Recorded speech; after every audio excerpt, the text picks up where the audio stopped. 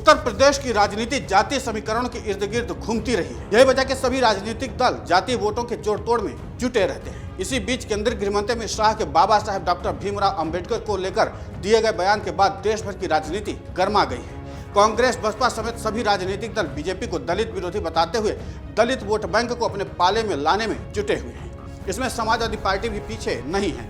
2027 में यूपी सरकार बनाने के लिए सपा की नजर प्रदेश के करीब 21% दलित वोट बैंक पर है। सपा अमित शाह के बयान के विरोध में रविवार को हर जिले में प्रदर्शन करने जा रही है। दरअसल गृह मंत्री अमित शाह ने बाबा साहेब को लेकर संसद में एक बयान दिया था, जिस पर विपक्षी दलों ने हमला बोल रखा है। बसपा सुप्रीमो मायावती ने अमित शाह से अपने शब्द वापस लेने की मांग की है। अब इस मुद्दे को लेकर बसपा, कांग्रेस के बाद अब सपा भी खुलकर बीजेपी के खिलाफ मैदान में उतर आई है। समाजवादी पार्टी ने संसद के बाद यूपी के विधानसभा के शीतकालीन सत्र में भी इस मुद्दे को पुरजोर तरीके से उठाया है। अब बाबा साहेब के सम्मान में समाजवादी पार्टी सड़क पर भी उतरने की तैयारी कर रही है, ठीक उसी तरीके से जैसे कांग्रेस करने वाली है। रविवार को सपा हर जिले में प्रदर्शन कर सकती है। समाजवादी पार्टी के इस कदम को दलित वोट बैंक को साधने के लिहाज से भी देखा जा रहा है और सपा की राजनीति दलित वोट बैंक पर सेंधमारी के नजरिए से भी सब देख रहे हैं। राजनीतिक विश्लेषकों का मानना है कि अगर अखिलेश यादव बाबा साहेब के मुद्दे को भुनाने में सफल हो जाते हैं तो 2027 के विधानसभा चुनाव में शानदार जीत हासिल कर सकते हैं और 2027 के विधानसभा चुनाव में सपा बीजेपी के लिए सबसे बड़ा खतरा बनकर सामने आएगी। इस पूरे मामले को लेकर के सपा नेता मनोज यादव का कहना है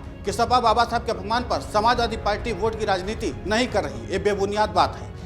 जहां अन्याय, अपमान और शोषण होगा उसके खिलाफ समाजवादी के लोग खड़े नजर आएंगे। इसलिए इस मामले पर भी समाजवादी पार्टी खड़ी है। सपा नेता ने कहा कि समाजवादी पार्टी ही यूपी में इकलौता राजनीतिक दल है जो दलित, पिछड़े, अल्पसंख्यक, आधी आबादी, आदिवासी और अगड़ों में पिछड़ों के अधिकारों की रक्षा कर सकती है। ऐसा 2024 के नतीजों में भी साफ हो गया है। उन्होंने कहा कि इससे पहले जब ब्राह्मणों के साथ योगी सरकार ने अत्याचार किया था तब भी सपा ही खड़ी हुई थी।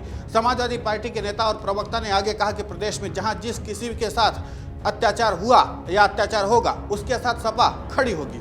सपा वोट की राजनीति नहीं करती, हम इंसाफ और इंसानियत की बात करते हैं। इसके साथ ही मनोज यादव ने उत्तर प्रदेश के उप मुख्यमंत्री केशव प्रसाद मौर्य के बयान पर पलटवार करते हुए कहा कि अगर अमित शाह बाबा साहब के सच्चे पुजारी हैं तो अमित शाह को अपना नाम अमित अम्बेडकरवादी लिखना शुरू कर देना चाहिए। साथ ही कहा कि अगर अमित शाह ने अपने बयान पर माफी मांग ली होती तो मामला शांत हो जाता। उन्होंने ऐसा नहीं किया और अपने बयान पर अड़े हैं। राजनीतिक जानकार मानते हैं कि सभी राजनीतिक दल बाबा साहेब को वोट बैंक की तरह भुनाना चाहते हैं। सबको पता है कि बसपा का वोट बैंक घट रहा है और उससे खिसक रहा है। ऐसे में बीजेपी, सपा और कांग्रेस समेत सभी दल दलित वोट बैंक को अपने पाले में लाना चाहते हैं। उन्होंने कहा कि अमित शाह का बयान इतना कड़वाहट भरा नहीं था जितना राजनीतिक दलों ने लिया है। हालांकि राजनीतिक लाभ लेने के लिए अमित शाह के बयान को डॉक्टर भीमराव अंबेडकर का अपमान समझ लिया गया है और बीजेपी को कटघरे में खड़ा कर दिया गया है।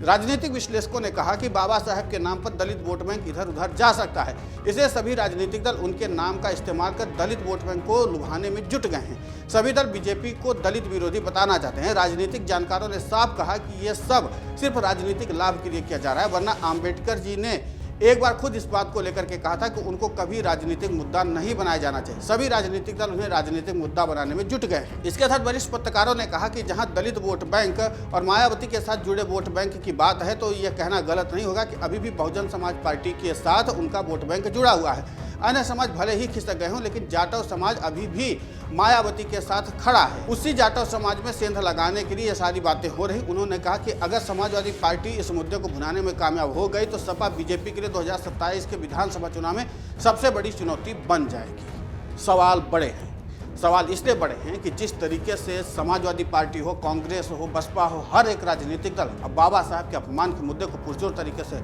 उठाने की तैयारी में है। उत्तर प्रदेश की सबसे बड़ी राजनीतिक पार्टी समाजवादी पार्टी बनी हुई है। लोकसभा में उसकी सबसे ज़्यादा सीटें भी आई हैं उत्तर प्रदेश के लिहाज से अगर देखा जाए। इसलिए समाजवादी पार्टी यहाँ पर बहुत बड़ा माहौल बनाने की कवायद में जुटी हुई है। रविवार के दिन सपा के जो नेता हैं वो सड़कों पर उतरेंगे। देखना दिलचस्प होगा कि इसके जरिए वो क्या सियासी संदेश देते हैं और कितने वोट बैंक जो दलित वर्ग के हैं वो सपा के साथ जुड़ते हैं। अगर आप ये वीडियो YouTube पर देख रहे हैं तो हमारे चैनल को सब्सक्राइब कर बेल आइकन दबाएं और Facebook पर देख रहे हैं तो हमारे पेज को लाइक करें। 8 मिलियन प्लस सब्सक्राइबर, आपके इस भरोसे के लिए बहुत धन्यवाद।